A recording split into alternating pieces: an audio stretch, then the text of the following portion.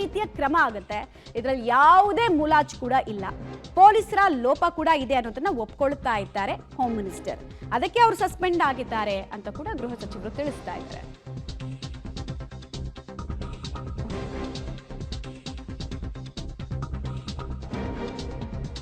ವಿಚಾರಕ್ಕೆ ಸಂಬಂಧಪಟ್ಟಂತೆ ಅಕ್ಯೂಸ್ಡ್ ಬಂಧನ ಆಗಿದೆ, ಕಾನೂನು ರೀತಿ ಪ್ರೊಸೀಜರ್ ಫಾಲೋ ಆಗುತ್ತೆ, ಇದರಲ್ಲಿ ಯಾವುದೇ ಮುಲಾಜಿಲ್ಲ. ಆರಂಭಿಕ ಹಂತದಲ್ಲಿ ಪೊಲೀಸರ ಮೈಗಳ್ಳತನ ಕೂಡ ಗೊತ್ತಾಗಿದೆ, ಅವ್ರ ಲೋಪ ಇದ್ದಿದ್ರಿಂದ ಇಬ್ಬರನ್ನ ಈಗಾಗಲೇ ನಾವು ಅಮಾನತು ಕೂಡ ಮಾಡಿದ್ದೀವಿ ಅನ್ನೋದನ್ನ ಡಾಕ್ಟರ್ ಜಿ ಪರಮೇಶ್ವರ್ ಅವರು ಒಪ್ಕೊಳ್ತಾ ಇದ್ದಾರೆ.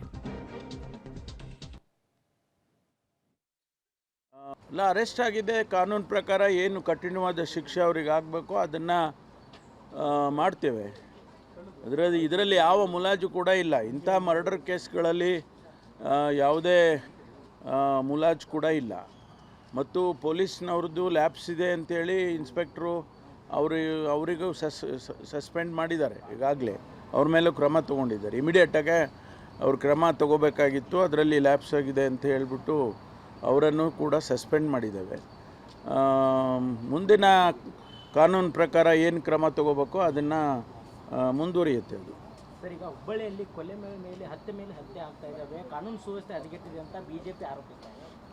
ನಾವು ಈಗ ಅದನ್ನು ನಾನು ಕೂಡ ರಿವ್ಯೂ ಮಾಡಿ ಅದರ ಅಧಿಕಾರಿಗಳದ್ದು ಏನಾದರೂ ತಪ್ಪಿದರೆ ಅಥವಾ ಬೇರೆ ಏನು ಫ್ಯಾಕ್ಟರು ಅದಕ್ಕೆ ಕಾರಣ ಅನ್ನೋದನ್ನು ಕಂಡುಹಿಡ್ಕೋಬೇಕಾಗುತ್ತೆ. ಈಗ ಗೃಹ ಸಚಿವರು ಈಗಾಗಲೇ ಎಲ್ಲ ಅಗತ್ಯ ಕ್ರಮಗಳನ್ನು ಕೈಗೊಂಡಿದ್ದಾರೆ.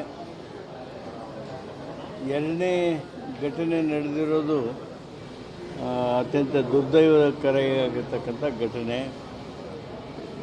ಇಂಥ ಘಟನೆ ಮರುಕಳಿಸದಂತೆ ಸೂಕ್ತವಾದ ಕ್ರಮಗಳ ಬಗ್ಗೆ ಗೃಹ ಸಚಿವರು ಈಗಾಗಲೇ ಭರವಸೆಯನ್ನು ಕೊಟ್ಟಿದ್ದಾರೆ ಹಾಗೂ ಆ ದಿಸೆಯಲ್ಲಿ ಅವರು ಕ್ರಮ ಕೈಗೊಳ್ತಾ ಇದ್ದಾರೆ.